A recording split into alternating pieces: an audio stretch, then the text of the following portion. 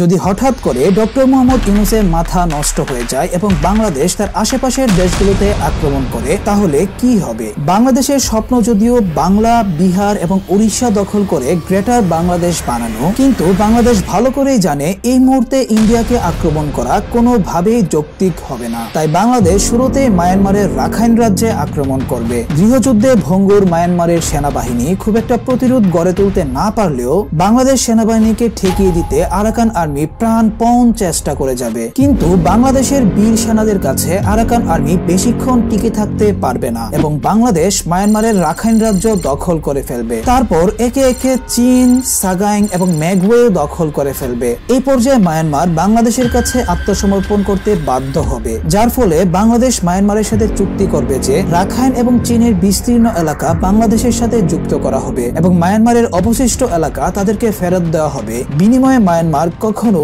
চীন এবং রাখাইনকে নিজেদের বলে দাবি করতে পারবে না। তারপর বাংলাদেশ চীন এবং রাখাইনকে বাংলাদেশের বিভাগ হিসেবে ঘোষণা করে সেখানে রোহিঙ্গা জনগোষ্ঠীকে স্থানান্তর করবে। এই পর্যায়ে বাংলাদেশ গ্রেটার বাংলাদেশ পরিকল্পনায় ফেরত যাবে, কিন্তু সেটা পার্ট 2 তে ব্যাখ্যা করা হবে। পার্ট 2 দেখতে চাইলে ভিডিওতে লাইক দেওয়ার পর কমেন্ট করে আমাকে জানান তো।